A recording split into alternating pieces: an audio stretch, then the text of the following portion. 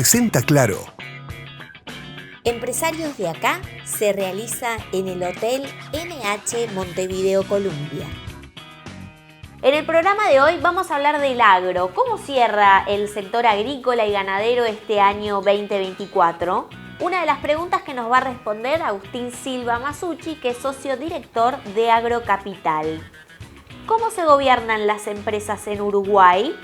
Vamos a tener un panorama completo de gobernanza en las empresas en nuestro país con Rosario González Stewart, que es directiva del Círculo para la Mejor Gobernanza de las Organizaciones. Además, vamos a contar con el análisis del doctor Ignacio López Viana en el espacio Boletín Laboral. Bien amigos, y como lo anunciábamos en los titulares del programa, los contenidos que vamos a desarrollar hoy, vamos a hablar de la gobernanza en las empresas. Y qué mejor que hablar con una referente en nuestro país, que es Rosario González Stewart, que es directora externa y asesora de directorios, es directiva de CUGO, del Círculo para la Mejor Gobernanza de las Organizaciones, es una organización recientemente creada. Pero Rosario tiene experiencia aquí en Uruguay de este tema hace muchos años, y lo que hablamos fuera de cámara es que ahora la gobernanza está teniendo como más prensa, ¿no? Más visibilidad. Bueno, bienvenida primero. Un gusto tenerte. Muchísimas gracias, Tatiana, por invitarme a este programa que trata temas tan relevantes. Bueno, con respecto al tema de la gobernanza en Uruguay, digamos, es un tema que se está tomando como mayor conciencia, digamos, mayor difusión. Aunque a nivel internacional es un tema que tiene ya una larga trayectoria, ¿no?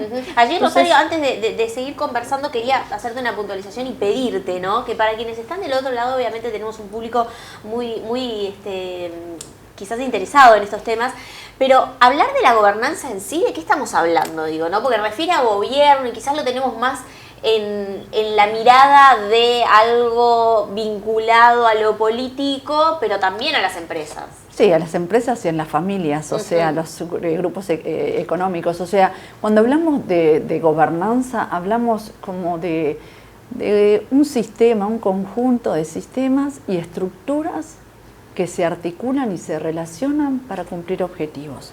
Entonces, cuando hablamos de estructuras en una empresa, hablamos los tres órganos que son los más típicos, que es los dueños, los socios, los accionistas, los directores o el consejo de administración, como se llama en algunos otros lados, y lo que vendría a ser la gestión y la alta gerencia. Entonces, esos tres órganos son las estructuras de las empresas. Y para gobernar, o sea, las empresas, hay procedimientos, hay políticas, hay sistema de presupuestación, sistema de control, sistema de dirección. Entonces el gobierno lo que hace es apunta esas estructuras con esos procesos y esos sistemas al cumplimiento de los objetivos de las empresas.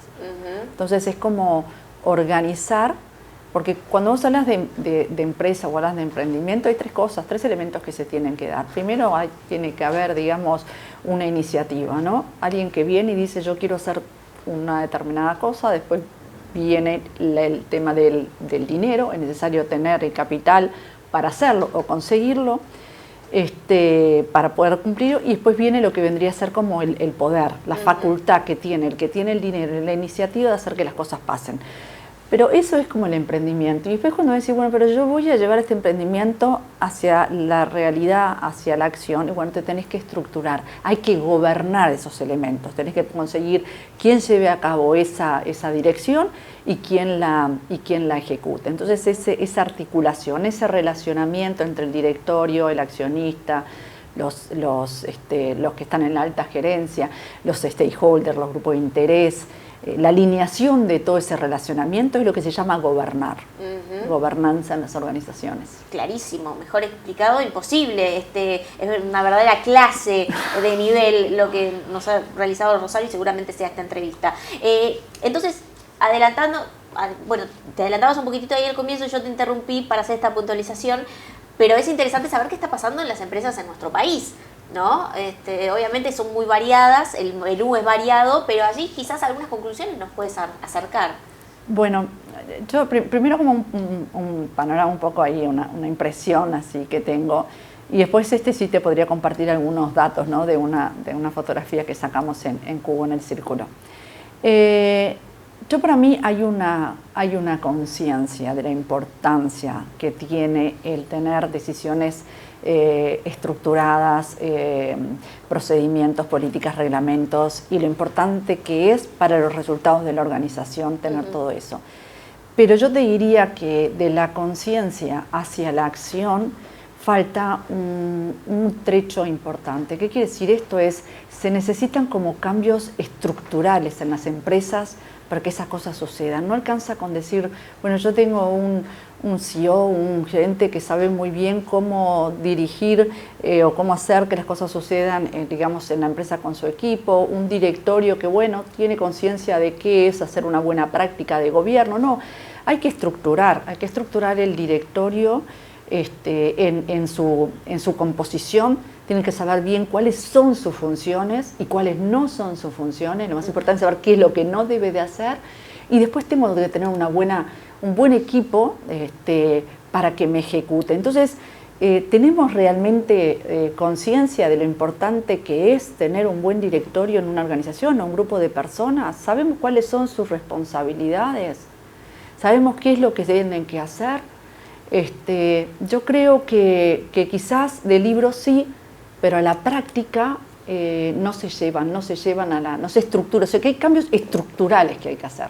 Hay cambios estructurales. No basta con tener buenas personas que sepan y vayan a pelear, digamos, sino que la estructura, el cimiento debe de cambiar. ¿En qué aspecto allí es el que quizás está primando para que esto cueste un poquitito cambiar, ¿no? El hecho de que sean empresas familiares la mayoría, ¿qué es lo que influye? Ahí yo creo que una de las funciones que tiene CUBO, que es el Círculo Uruguayo para la Mejor Gobernanza de las Organizaciones, una organización de profesionales muy interesados en estos temas de gobierno, que empezó en junio. Somos ya 90 y empezó hace nada.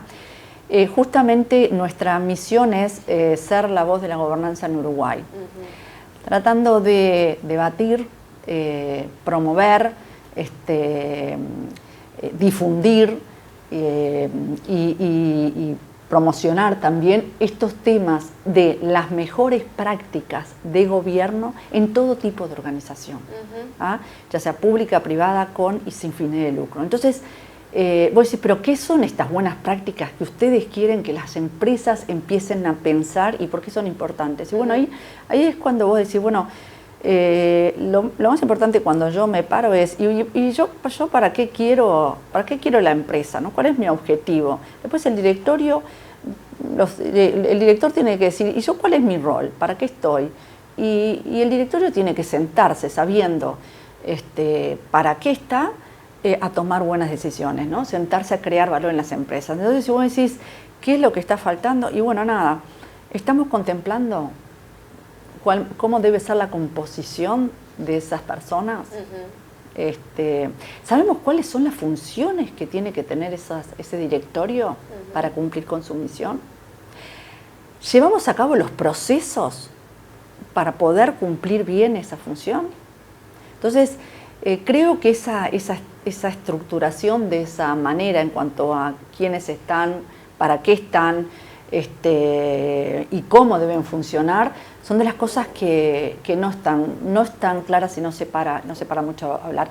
Y lo has dicho, las empresas familiares, digamos, en el mundo entre el 70 y el 90% son empresas familiares, en Uruguay el 80% según la Cámara de Comercio. Entonces el 80% y tienen desafíos que son muy específicos y muy relevantes con respecto a esto por su particularidad de los dobles sombreros, ¿no? Los roles, la confusión de roles, el que es dueño, es accionista, es director, es gerente general, y entonces cambiarse los sombreros para cumplir bien los roles, hay que hacerlo, hay que estudiarlo, Mientras tú hablabas, se me hacía muy gráfico todo lo que tú explicabas y quiero preguntarte a propósito de también cómo se relaciona el hecho de la gobernanza, la capacitación en estos temas dentro de las empresas, cómo se relaciona con las inversiones, ¿no? Porque yo imagino que quizás, tú decías, en el mundo está un poco más desarrollado y de repente vienen inversiones, ¿no? del extranjero y se ponen a buscar tipos de profesionales, ¿no? Por ejemplo, directores externos o gerentes y demás, y quizás si tienen el concepto de gobernanza un poco más desarrollado, entienden que ese profesional sabe, de alguna manera, qué rol ocupa y demás. Entonces, ¿entiendes que este tipo de temas de la gobernanza influye en ese sentido, quizás en lo que vienen a encontrar o cuando buscan profesionales, empresas que hacen inversiones en nuestro país? Yo creo que es muy importante lo que estás diciendo y creo que la respuesta es que sí tiene su incidencia. Porque si tú tenés una empresa que está bien gobernada, bien organizada, con controles, con transparencia, con un equipo directivo que sabe qué es lo que tiene que hacer y lo hace, con reportes claros, con información, va a ser como mucho más confiable para el inversionista el poder entrar a ese tipo de empresa. Le genera otra seguridad. Esta empresa está bien gobernada, esta empresa sabe qué es lo que tiene que hacer, tiene sus procedimientos, tiene sus reportes, entonces a mí me da confianza, acá quiero entrar. Entonces sí es importante y además ellos son como bastante más exigentes ya en todos los temas digamos de regulaciones, incluso con respecto al gobierno corporativo, ¿no? En las exigencias de... Nosotros en realidad no tenemos empresas abiertas, porque tienen muchas exigencias para las empresas abiertas, pero más allá de eso se empiezan a mirar, y bueno, ¿y cómo es la composición del directorio? Ese directorio tiene una composición de acuerdo a las necesidades de la empresa, es diverso. Cuando hablamos de diverso, ojo, no es que sí, importante que tenga mujeres y además hay estudios, sino que es diverso en algo que para ellos es muy importante, en directores independientes y en directores dependientes. Nosotros hicimos el Círculo Uruguayo, lo primero que hizo es, ¿y cómo está Uruguay en este tema de gobierno? Entonces sacó una fotografía, hicimos una encuesta el año pasado que se presentó el año pasado, que fue una encuesta muy profesional, liderada por Cubo, pero que participaron 4 universidades, o sea, con investigadores, o sea, quiero decir que estuvo bien hecha para el mercado uruguayo, y ahí se mostraron, digamos, esas alarmas en cuanto a lo que tú decís, cómo es el gobierno en Uruguay, ¿no? Y en el tema de directores independientes, se vio que de todas las empresas, solo el 5.3% tiene directores independientes. ¿Y por qué es importante el director independiente? O sea, ¿por qué es importante que un directorio tenga una composición distinta? Es porque justamente ahí se toman decisiones importantes. No podemos pensar igual. Tiene que venir alguien de afuera, ¿viste? Y cortarte la inercia. Decirte, no, mira, ¿sabes qué? Yo, con total independencia, ¿qué quiere decir independencia? Que yo no tengo nada que ver con las acciones de la compañía, ni tampoco he trabajado en la gestión, por lo menos en los últimos 5 años. O sea, soy independiente. Trabajé en otra empresa y vengo a dar mi perspectiva. Yo vengo a decir, y soy profesional, y soy independiente de mi opinión, y soy objetivo. Yo tengo que decirte de que por acá no hay que ir, para mí hay que ir por acá, ¿no? Y ahí se genera la riqueza del diálogo. Entonces, si no hay una composición de gente que venga independiente, con objetividad, se puede correr el riesgo de seguir en la inercia de siempre y seguir al presidente o seguir a... No sé, en Uruguay lo que se suele tener es que el directorio es el consejo, es casi que el comité ejecutivo. Claro. ¿Qué es lo que pasa ahí en el comité ejecutivo? Que se sienta en un directorio que es de pares, no es jerárquico como en la gestión, a discutir temas relevantes. ¿Y tú qué crees que va a pasar? Si está el presidente y es mi jefe, ¿hasta dónde lo voy a contradecir?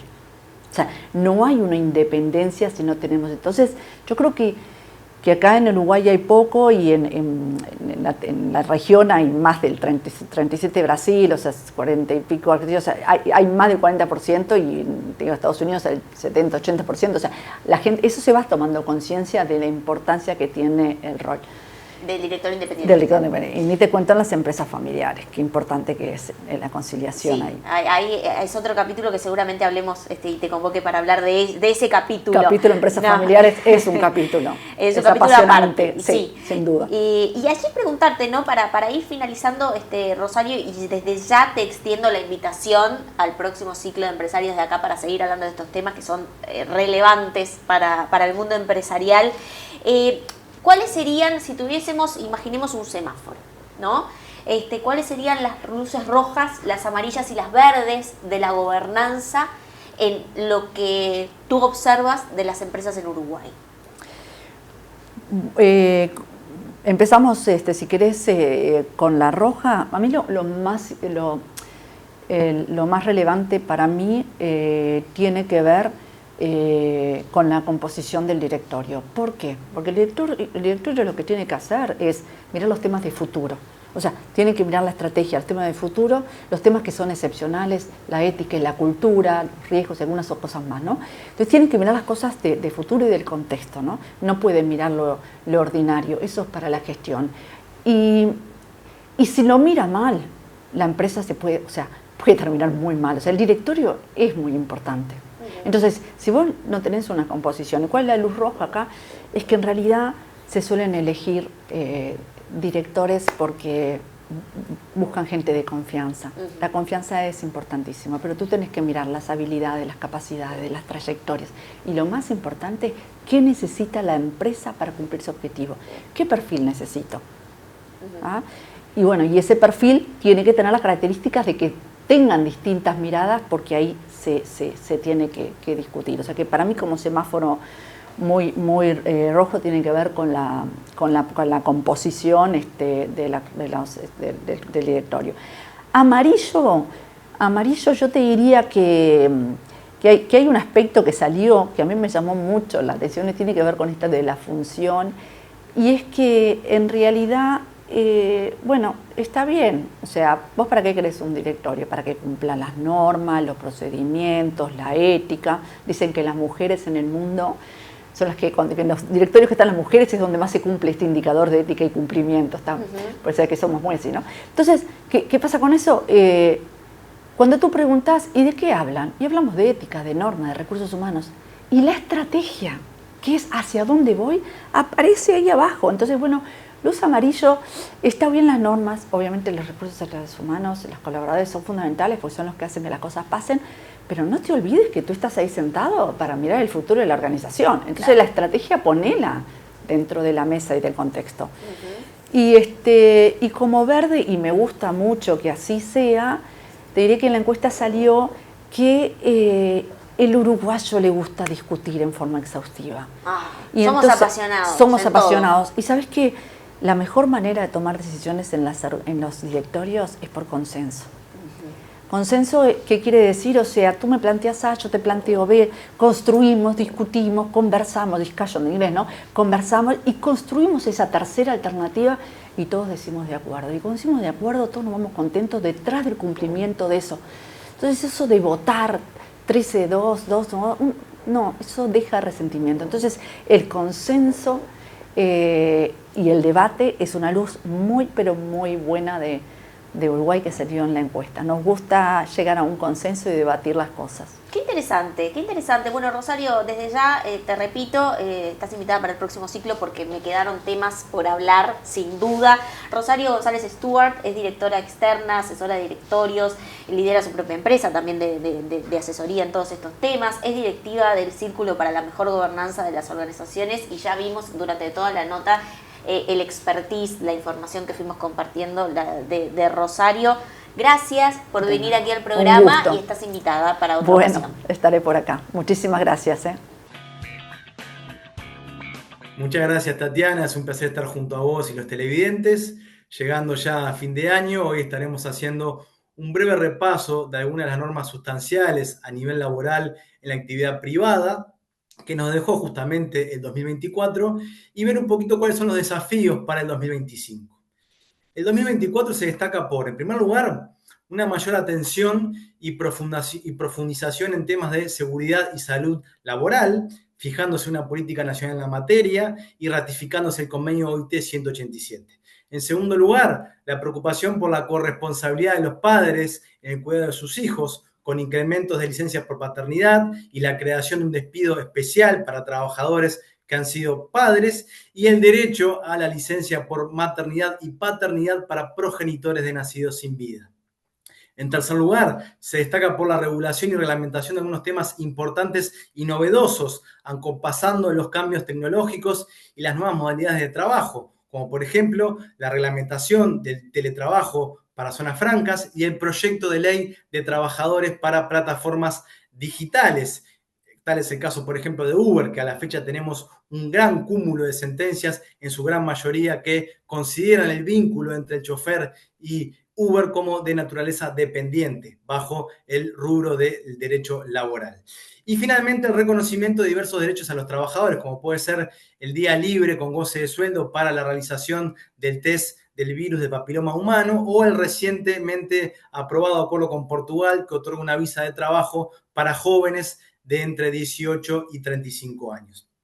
¿Cuáles son los desafíos y temas que podrían estar en agenda para el 2025 en función del cambio de gobierno y también de la nueva composición del Parlamento? Bueno, en primer lugar, la aprobación de una ley sobre acoso moral laboral o la reglamentación del convenio OIT 190, eventualmente la ratificación del convenio OIT 183 de protección de la maternidad, la capacitación e información de los trabajadores, la otra media sanción de la norma que les mencionaba de trabajadores de plataformas digitales, continuar generando empleo en la franja entre 18 y 29 años, así como también para mayores de 45 años, y obviamente la atención de la crisis de la caja de profesionales a nivel previsional. Temas que pueden llegar a preocupar a nivel de los empresarios, bueno, en primer lugar la reducción de la jornada de trabajo, la reducción de la edad jubilatoria otra vez a 60 años de edad, implementándose cambios en la reforma de seguridad social y eventualmente cambios en la LUC y en particular en materia de derecho colectivo. Muchas gracias. Betel, única cadena de centros de estética y spa del Uruguay.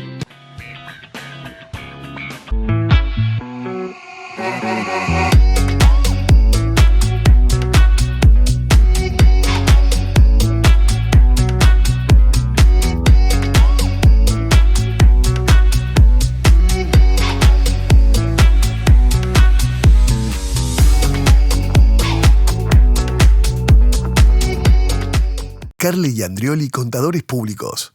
Firma miembro independiente de Geneva Group International. Servicios de asesoramiento contable, tributario, auditoría y consultoría. Más de 30 años de experiencia en due diligence, proyectos de inversión, creación y evaluación de empresas, entre otros. Todos los servicios son certificados bajo normas técnicas. Contáctenos en www.carle-andrioli.com.uy. Presenta Forbis Mazars. Auditoría, contabilidad y outsourcing, impuestos, compliance, capital humano, legales. www.forbismazars.com/UI. Si vas a podar o talar un árbol cerca de una red aérea, tenés cuidado.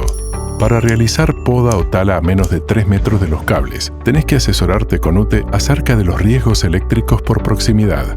Infórmate más en Control de la Vegetación en Proximidad de Cables Aéreos de Media Tensión Rurales en ute.com.uy. UTE, transformando con energía nuestro país. Bien, continuamos en el segundo bloque de empresarios de acá y lo adelantábamos. Vamos a hablar de cómo viene cerrando el agro en este año 2024. Es ya tiempo de empezar a hacer balances y para eso tenemos a Agustín Silva Masucci, que es socio director de Agrocapital. Agustín, bienvenido. Muchas gracias por estar aquí. Muchas gracias por la invitación. Bueno, Agustín, ¿cómo cierra el agro? Bueno, bien, la foto hoy es buena y proyectando creo que podemos estar cerrando un buen 2024, luego de haber pasado algunos periodos de turbulencia, tanto en lo climático como en los mercados. Obviamente con matices entre los distintos rubros que conforman el agro. Por un lado, la ganadería está pujante, hoy estamos en primavera con buenos pronósticos del clima. No se cumplió, el pronóstico de la niña famosa, no vino.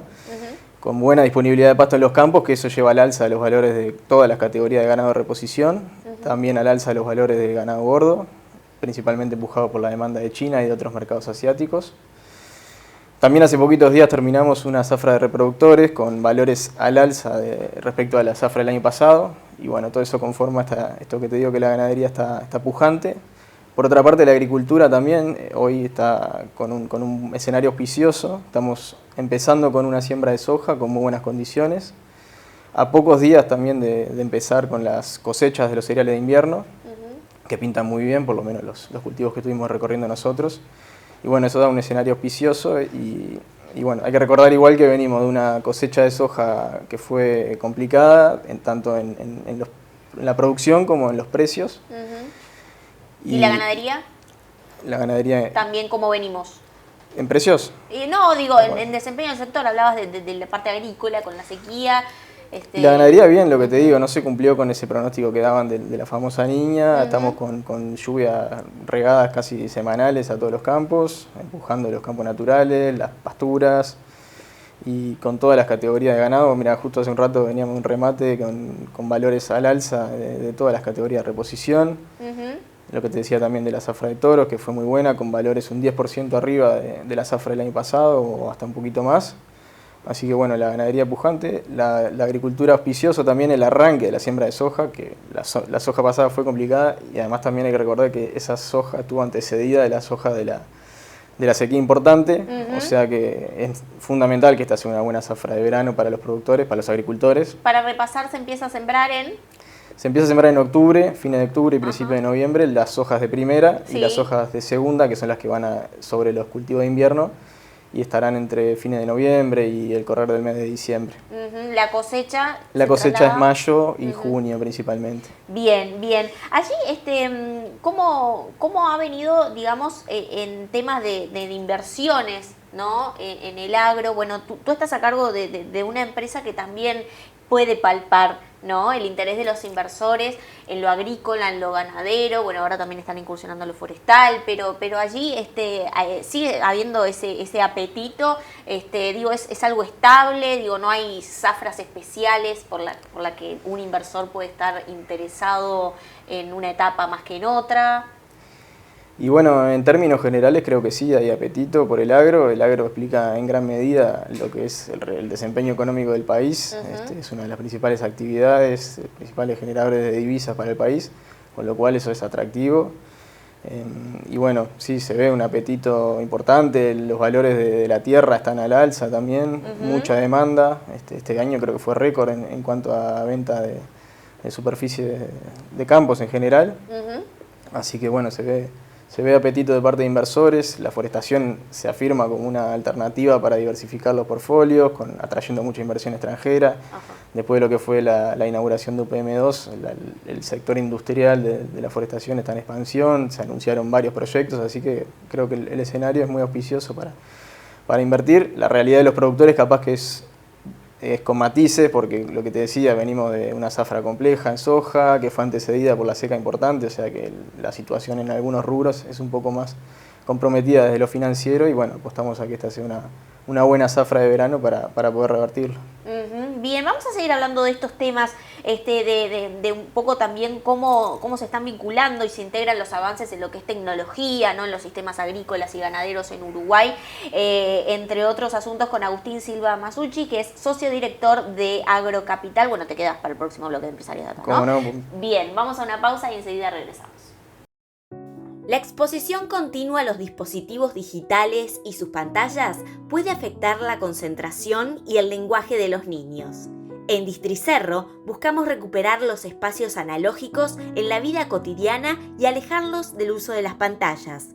Por un uso moderado, apagá el celular de tu hijo y fomentá el hábito de la lectura. En otras palabras, dale play a la lectura. Districerro, importador, exportador y distribuidor de libros infantiles y revistas.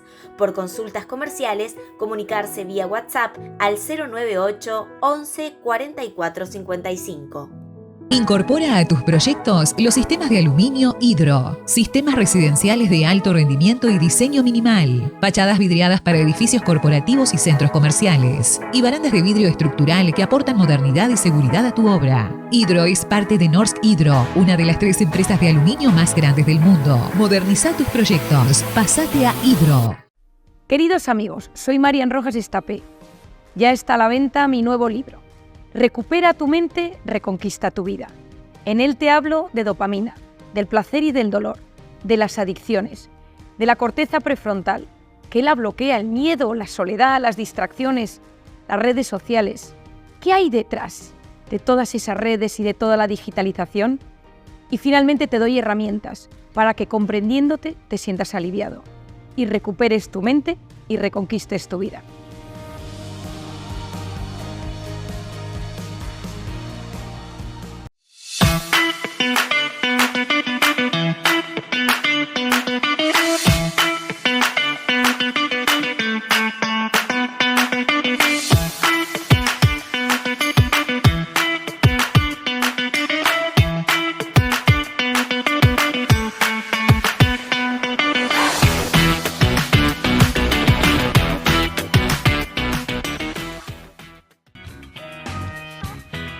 Carle Andrioli Contadores Públicos.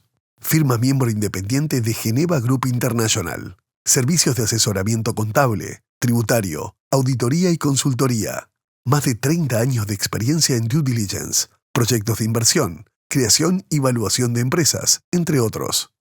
Todos los servicios son certificados bajo normas técnicas. Contáctenos en www.carle-andrioli.com.uy.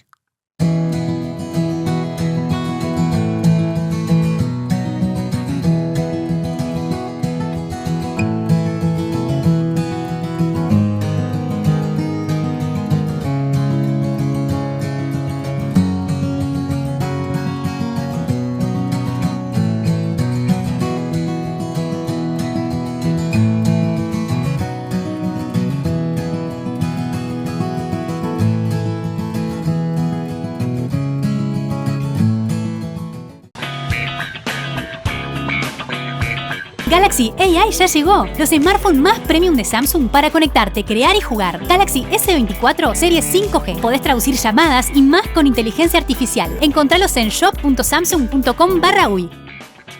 El menú ejecutivo ideal está en Rodelú. Carle Andrioli, presentes en Empresarios de Acá. Presenta el siguiente bloque Hotel NH Montevideo Columbia.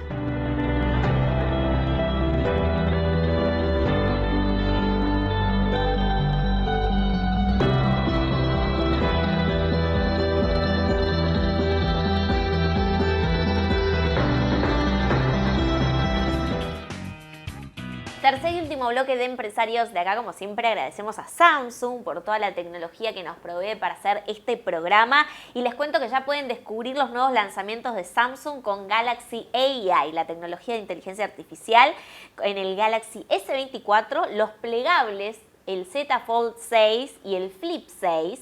Y la Tab, que es la tablet S10 Ultra. Desde una nueva forma de búsqueda, traducción en tiempo real, hasta funciones de cámaras mejoradas y más.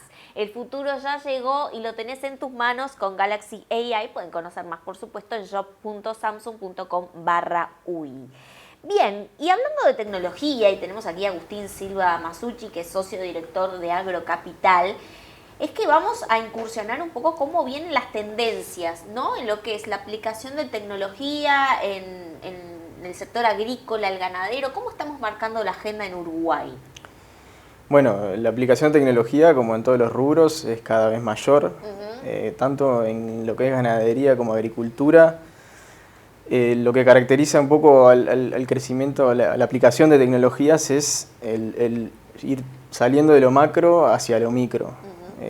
Por ejemplo, en ganadería dejar de ver los lotes de animales, sino tener registros individuales, registro de peso en tiempo real casi, individualmente. En agricultura dejar de tratar a los potreros como una unidad, sino como una unidad con microambientes y bueno, designarle recursos a la parte de ese potrero que realmente la va a pagar con más producción. ¿Qué potrero, para quien no sabe, del otro lado? Potrero es la unidad de superficie, es un bloque de cultivo en agricultura, ¿no? Bien. Y bueno, eso lo que te hace es obviamente destinarle esos recursos, ese fertilizante a las unidades de superficie que te lo van a devolver en más producción y no a las que no te lo van a devolver. O sea, hacer un uso más eficiente, bajar el gasto también necesario y bueno, maximizar la rentabilidad obviamente con esa aplicación de tecnología. ¿Está generalizado, por ejemplo, el uso de estas tecnologías, que entiendo que son las principales, las más importantes que las que me mencionaste? Y te estoy hablando de las tendencias, no están todavía masificados, sí se están viendo cada vez más. Esta semana estuvimos en alguna recorrida por la zona núcleo agrícola, por Soriano, por Río Negro, y ya se ve, sí. Obviamente lleva inversión, hay que adaptar las maquinarias tradicionales para que puedan hacer esas aplicaciones variables en el caso de la agricultura, en el caso de la ganadería. Si querés tener estas medidas en tiempo real y unitarias y todo el tiempo, también hay que hacer unas inversiones que bueno, no son fáciles tampoco para todos los productores. ¿Es un tema meramente de inversión o convencimiento de que la tecnología puede potenciar allí? Bueno, creo que las dos cosas. Ajá. Las dos cosas. Las inversiones no son chicas y bueno, no siempre están al alcance de los productores medianos y chicos. Y bueno, también creo que hace falta un poco más de información, de llegada a ese público. Hay allí temas que se vinculan y seguramente que tú estarás afín desde tu actividad en la empresa, que tiene que ver con la sostenibilidad, ¿no? En lo que es los sistemas agrícolas, ganaderos, que cada vez se incorporan más en la agenda como un ítem extra a la hora de invertir, ¿no? Allí ¿qué se destaca, ¿no? En términos de estos conceptos de sostenibilidad en los sectores, por ejemplo, agrícola y ganadero en Uruguay. Y bueno, las normativas ambientales están haciendo que los productores tengan que ser cada vez más responsables en el uso de los recursos, en el uso del suelo, en el uso del agua, también en cómo disponen sus residuos, ¿verdad? Y bueno, ahí lo que aparece son las prácticas regenerativas, por ejemplo, en la agricultura, que lo que llevan es a mejorar la salud de los suelos, a la vez que limitan la dependencia de insumos de afuera. Ajá, ¿eso qué sería? Para quien no entiende, la práctica regenerativa Y la práctica regenerativa es lo que te digo, es buscar suelos degradados para, con determinados manejos, poder recuperar esa fertilidad que perdieron. Bien. También en la ganadería se está hablando de ganadería regenerativa. Y bueno, algo en la producción de alimentos en general, que ahora es tendencia, es el carbono neutral, por ejemplo. En muchos alimentos carbono neutrales, otros que miden la huella de carbono. Y bueno, creo que va un poco por ahí la tendencia en sostenibilidad, si bien obviamente sostenibilidad es un término más amplio que abarca no solo emitir menos, sino también cuestiones sociales, cuestiones de impacto de gobernanza. ¿Está en la agenda de los productores o cuesta un poquito incorporarlo esto? Y bueno, más allá de la legislación, ¿no? Que obviamente es un sí.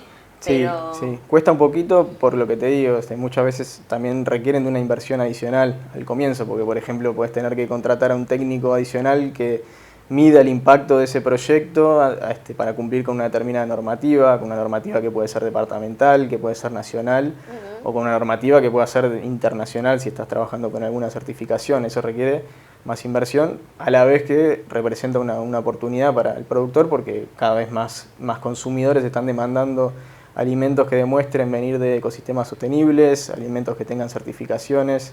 Y bueno, creo que ahí está un poco la oportunidad. La pregunta es si efectivamente se está pagando realmente por eso ya, porque de repente, como todo, o sea, yo hago una inversión para después recuperarla, pero si después no es considerada como, ¿no? Como, y bueno, sí, ¿no? Obvio, está todo muy lindo con la sostenibilidad, pero tiene que tener aparejado también un concepto de rentabilidad, porque es un negocio en el fondo, y sí, yo creo que se está pagando y que bueno, hay condiciones naturales ya que tiene Uruguay para poder demostrar. Por ejemplo, hay una normativa, una tendencia ahora que es a demostrar que no se deforestó para producir el alimento. Y Uruguay todo lo contrario, o sea, se está forestando. Entonces, creo que hay condiciones naturales para demostrar que somos carbono neutrales como país, o al revés, hasta capturamos más carbono del que se emite, y que hay que capitalizarlas. O sea que si bien se puede ya estar repagando, el potencial me parece que es todavía mayor y que lo tenemos fácil como país. Bien, bueno, qué gusto el diálogo, Agustín Silva Masucci, socio director de Agrocapital. Muchas gracias por estos minutos en Empresarios de Acá y te esperamos en otra oportunidad, por supuesto. Bueno, un placer y muchas gracias a vos por la invitación.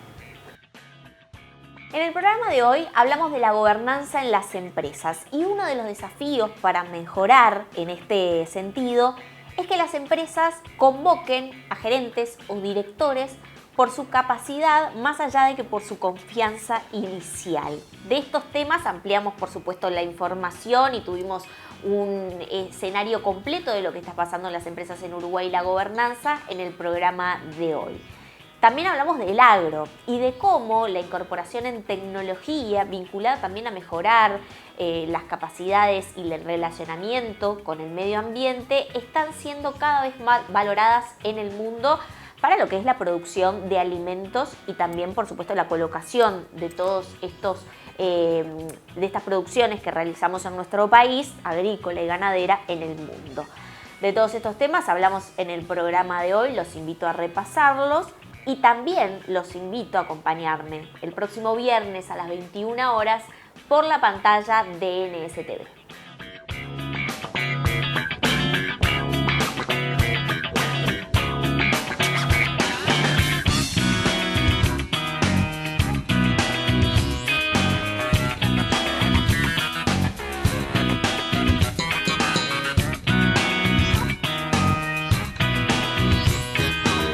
El programa Empresarios de Acá es declarado de interés ministerial por el Ministerio de Industria, Energía y Minería.